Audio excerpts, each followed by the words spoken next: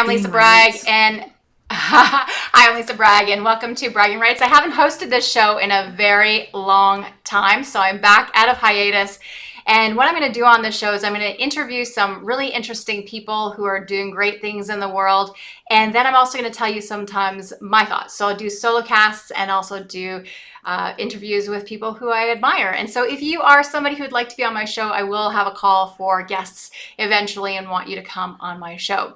So I'm also trying, as I do something new, I'm also trying a new platform. So bear with me. It is the Ecamm Live, which you can see above me here. And it's not the same as my other one. So we'll have a little bit of growing pains as we do this first show. And I'm so happy that the first guest, though, is with a good friend of mine. It's Carolyn Ellis, and she is the author of Lead Conversations That Count. Let me bring Carolyn up here on screen because I can do the two of us at the same time on this. Or That's not. so cool. Hang on, no, you're not up. Let me go to you alone. There she is. So Carolyn Ellis and Lead Conversations That Count, how busy managers run great meetings. So thank you for being my first person. I appreciate it. Lisa, I'm just, I'm very excited to be part of this inaugural redoing of your show and new platform and all that stuff. And yeah, to have a good chat with you this morning. That is definitely not the scene I want. Yeah, this is a little bit more complex. I'm giving you all the behind the scenes people, so we are not showing you what I wanted to show you. You know, sometimes when you have sometimes when you have too many bells and whistles, you don't get actually what you want. So that's what we're doing here right now. I'm sure this is all learning out loud. That's what we all need to do anyway. So you're just doing it right now. You know what? Thank you for that, because that's allowing us to say we don't have to be perfect in every single thing that we do. And as we all grow and develop something new, it's okay to not have it nailed down pat. And technology is also changing so fast that we are all experimenting all the time. So thank you for being so gracious as we go through this and bump into walls. And sometimes we just don't know where we're going, and that's okay. But I do know where I want to go with you, because your book is so valuable. Because aren't we hearing so much fatigue about people with meetings nowadays? Like, it's just, people are so tired of meetings and being, stuck in meetings. We're hearing companies now scale back to not having meetings at all, except for if it's two people. We're having people who are just dropping out of meetings. The on-camera meetings, how many people show up without their cameras on and they're actually doing their laundry or doing something else while the meeting's on. And I know in your book that you want to make sure that people can not only run good meetings, but also inspire the people who are with them. So talk to us a little bit about where you got this idea from. Well, there's the tale. No, seriously. So, the idea that meetings kind of suck is not new to anybody. It's something that I think people have been complaining about for a long, long time. And really, what happened with the pandemic was it kind of threw into relief how crappy most of them were and how not exciting they were. And in fact, it got a little worse, because I think in that initial couple of years of the pandemic, a lot of people thought, well, we can just, jam our day-long agenda. We don't have to put the coffee breaks or the lunch break in. Let's just, shoot it all into like a 5-hour Zoom session. And that was just really losing people. And I think that was, so my interest in this came really because I've been, working with groups and around leadership and transformation and alignment and teams for a long time. So I've been in a lot of different rooms where I've seen leaders with really great intentions for the people have a terrible impact by mistake, just because they might be really great at like what they had to do technically or subject matter wise to get that job, but they don't really understand group dynamics at that same level of proficiency. So actually I first wrote the book and it was about to go to the editor at the end of February 2020, and then the pandemic happened 2 weeks later, and it was like, I'm going to have to give this a little bit of a rethink, because we're in this virtual space, and that's a whole different ballgame. It's a lot more complex. I do call out busy managers in the subtitle of the book, because I think that managers are at that level of organizations where, they're up and coming, they're, strong players, and they need that training and mentorship, and they may not be getting it yet because they're not at that senior level. And yet they have such a critical impact on team engagement. People leave their managers. They don't leave their jobs. So that is a nexus point of managers, in there not really prepared on the group dynamics and how to manage, herding cats in an office environment, plus the engagement gap and losing your top talent. So all of this came together, and I thought, okay, I got to put together, all of my big thoughts about this. And I've created a very simple framework to help that manager go in with a bit of, 10 minutes of preparation for themselves and show up and be an inspiring human. Just like you were, Lisa, like things aren't always going to go perfectly. So how do you manage that when you're at the front of the room, or you're in the front of the Zoom room, or you're trying to manage some people still working from home and some people are in the conference room?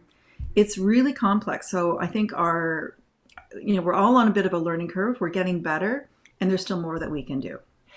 There's always more that we can do and learn. But I think that, starting from somewhere and having your book as a foundational piece, we are thrown into things that we haven't, had the training for. No matter what level you're at, people automatically think that a CEO knows how to be a CEO. And yes, you have been training for that job for a while, but all the other skills that it requires. So, as they say, smart skills, soft skills, all those things that to be at the front of the room and to really lead effectively, especially when team dynamics and people are changing so fast. Like your team is turning over nowadays.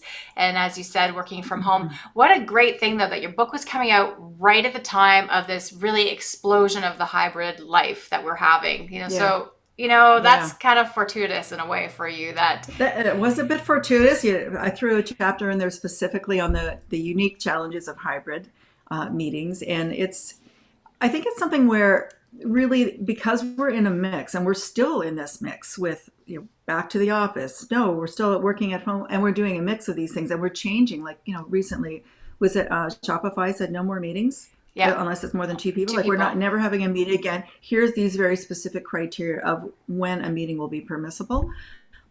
Wow, I mean that's next level. And I think what it does is it gives us a bit of an idea of like how important it is to have some group agreements about how we value each other's time and attention, what's worthy, what could be an email, what could be done asynchronously and not. So you save that in-person FaceTime for the really critical, tougher conversations, the decisions that need to get made. Do we need to do like what happened this week update kind of face? No, we don't. Like we have other ways to do that. So I think people's attention is so undervalued, and we need to really start respecting that in a different way, because otherwise you lose people. And it's that we feel like literally and figuratively. But we feel like we have to, it's so many of the old ways. Show up, take attendance, it's so much of the factory system that you have to be seen, immediately. People are not paying attention. It's, it's like the school marm at the front. And if you're not paying attention, like that whole thing, which is really antiquated because we are so much we are different. And we also feel then on the flip side of that, we have these great tools. We should use them, and let's do a poll, and let's do this in the meeting. And then it becomes technology fatigue. So it's the extremes of it. So finding that right path, how are you finding with people and the uptake from managers saying, well, I actually really do need to fix this? Is it the managers realizing that themselves and having that self-revelation, or is it their leaders saying, here's a book that you need? It's kind of a bit of both, really. I mean, some people have that self-awareness to say, I want to be better at this. And I think the other thing that's changed for both the manager and maybe their senior leader is to say, oh, wow, maybe it's not all about me and how much I'm supposed to know and me asking questions that I'm the first one to answer. I think that pandemic really knocked us into asking anybody who's leading a conversation to be less of the guide, more of the guide on the side, and facilitating and creating a space and an opportunity for everybody to participate and own the conversation and the result, rather than being the one who's like, well, here's what needs to get done. You do this, why hasn't this? So that model of a much more collaborative, organic kind of working relationships, rather than the top down, I got to tell you what to do. And these meetings are like a check-in to see if, I'm babysitting you, making sure we're getting, my boxes checked. So that's really been hard for people. And even now, the virtual and the hybrid work is a whole other kettle of fish, but to step back And in that, like even the first 5-10 minutes of like particular a virtual meeting, if you're not getting your participants' voice into the space, forget about it. You've lost them already. It like have that social chat time, have them talking to each other. We don't, we as those leaders, we don't have to be in the center of every little thing. Let your team be their best and get out of their way, create the commitments for and the clarity about what you need to do together, and let them run.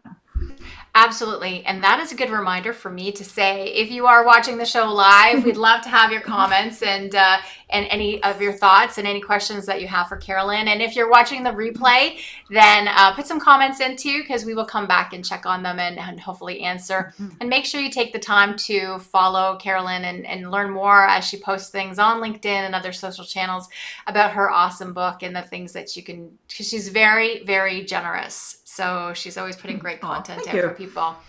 But how do we, the overwhelm question continues, where people are extremely overwhelmed. And a lot of your clients are coaches, clients, you have individual clients, and then teams too. How do you help everyone with this overwhelm where we have, the phone ringing, and then we have somebody coming to the door to drop off something, and then we have, 2 computers going? How do we deal with this overwhelm and have some focus and attention?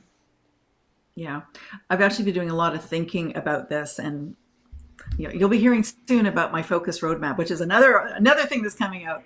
But I think what we really need to exercise now is not so much about getting better at managing time.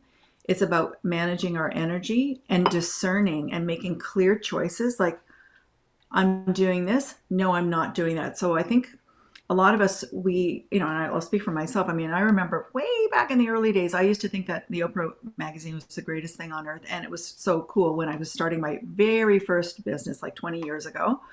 And I used to literally clip articles out of that magazine and like put them in binders so I could refer to them later. I mean, obviously I'm a little older perhaps than people might realize, but that kind of thing of like storing up the nuggets for some potential future use, it weighs on our bandwidth. So like, what do we like, just having some clear priorities, keeping things simple, and knowing that you don't have to say yes now. And if you decide that you want to go back to something, we got the Google, we got the, anything you need, you can reach back in and get it, but we can't keep holding all this stuff. So I think it's really about noticing what's most important to you and really like, where do you want to have your impact?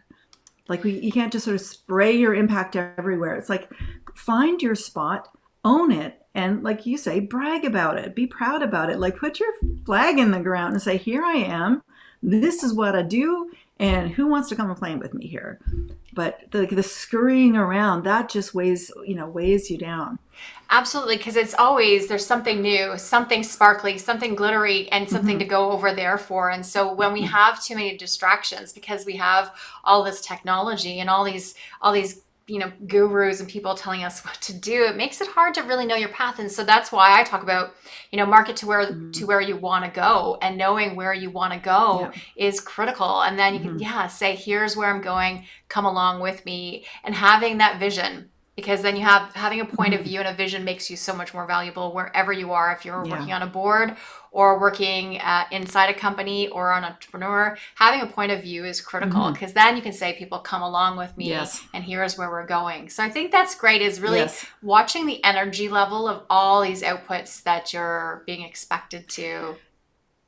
And at the end of the day, at the end of our lives, like, you are the world's best expert on you. So we can learn from people and mentors and coaches. And I think that is one thing that coaches really are helpful for people, is to, a lot of people who are really busy, we tend to be very externally focused. Like, we got to perform here, we got to satisfy this need, we have this family demand. We're always looking out, but to take that time to really sort of sit with the deep question. I lost both parents in the last 4 years. And so that question of, well, what really matters?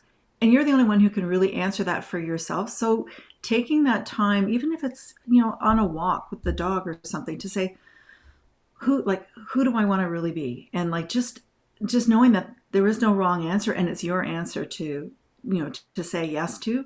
So, you can canvas everybody, but at the end of the day, what do you, it's your choice. And it can be a daunting one, but just go for it. Play with it. Play with it for 6 months. And you're like, you know what? I'm not the artist, but maybe I'm going to be a singer. Like just try it on as an experiment and have some fun with it. It's all an Find your experiment. energy and your joy. Yeah, It is. It is. Just like this platform. Leslie, thank you for joining us today. Leslie says, great conversation, overwhelm, and distractions. And that's really one of the focus points of lead conversations that count. And it's Carolyn's book. I will try to put it up here on the screen as it's there. It is. I'll put it up on screen like this. Twice. That's beautiful. Don't hide your beautiful face, though, with it. There it is.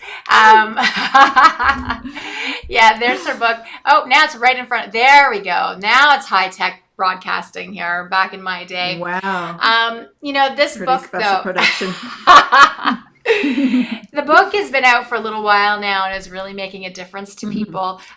What do you think, though, that we can do to not just help people who are in the workforce today through your book, but also help generations? Because I have a 13-year-old, and the way they think, it's so dynamic and so interesting. But how do we make the world of work sound interesting to them? Maybe not 13, but maybe how about your kids, the 22, 25-year-olds, 30, their work is not sounding as exciting. Yeah.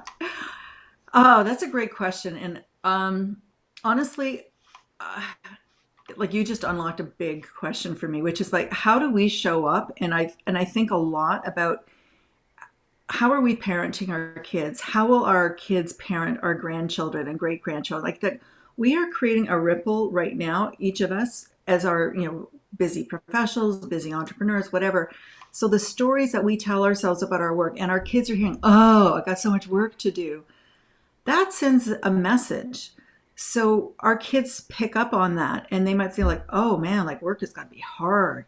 It's going to be really tough when I get to that stage in my life. So this is why I think, especially as a coach, I think it's really important to do the, the outer skill work and alignment with your mindset and your heart and soul work, so that you can bring your best self and not have like that, it be a trade-off. Like I can be who I really want to be, have the impact. Oh, but I have a job. Oh, I've got this business. I got to do these things. So it's finding the balance, and it's not ever going to be like, sunshine and unicorns all the time.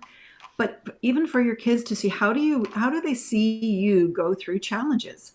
Do they see you saying things like, oh, I'm so frustrated, everybody's an idiot, or I'm so stupid, I didn't do that? Or do they see you say, well, I wasn't expecting that. Gee, what can I think about that? How am I going to, I'll try an experiment. Let me say no to more things so I don't have so many things on my plate. That's a great dinner conversation to have with your teens. I mean, look what we're doing with our teens. I mean, I was just talking to somebody, their child is doing like 8 hours a week of dance lessons, and they're like under 10. So I don't know, maybe the kids need a little bit of creative, space and time just to let their own imagination. So I know we love structure, but sometimes structure of just like open, unscheduled time could be a huge, huge balm to us and to that overwhelm. Yeah, and allowing some boredom in. I think that's a piece where you're not, your mind is not on the technology, on all this, the thinking, and allowing yourself when you're out to not actually have all the thoughts in the world, just stopping and saying, no, I don't need to have something stimulating me all the time. So then you can have that, where do I want to go? What do I want to do? What kind of person do I want to be? And that's something we always need to revisit. Yes, a lot of people are saying, well, what do I want to do? But who do I want to be is still the big question.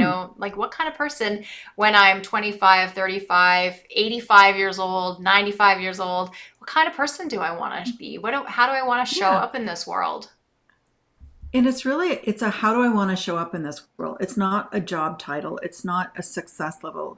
On their deathbed, they, were the best COO of what, maybe, but maybe it's like, wow, she showed up and tried to make a positive impact every day, and was always trying to spread that smile to other people.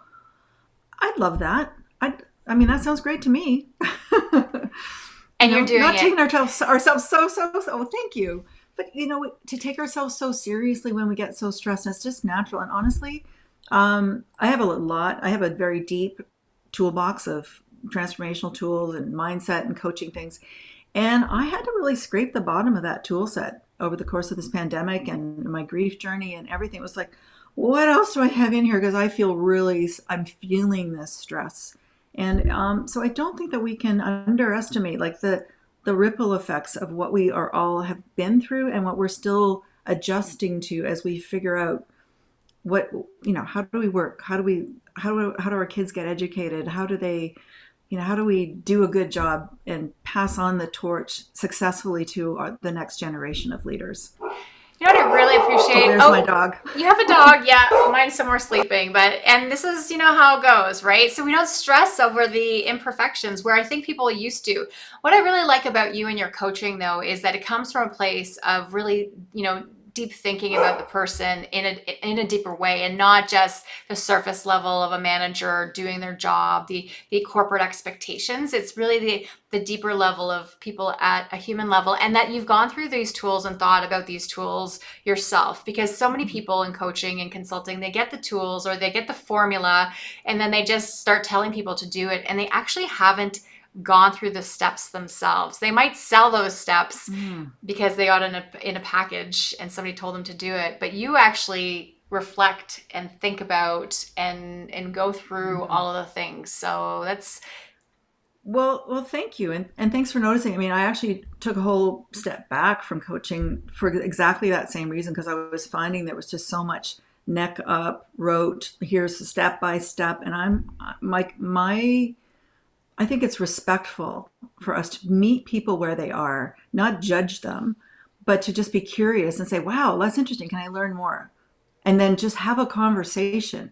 Same thing with that busy manager. Like, just take that 5 minutes and say, hey, how are you doing? Did your graduation? How was that?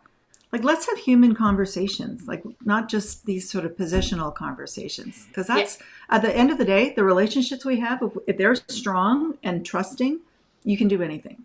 And people will forgive you when things aren't perfect. So that's, that they will. Because you're human. Because we're humans. And that's where, so often and for a long time, leaders would get put on these pedestals and they would want themselves to be on it. And then they would naturally fall off because we make mistakes. Yeah. But when you've earned some trust, then, the expectation is that you can flub, you can make a mistake, and people will come back because they know that's genuinely not you. So Leslie, thank you for joining us. She had an aha moment, and it's who and what matters most and how we are showing up. And I think that's really critical. So awesome. I think that's a key part of the conversation.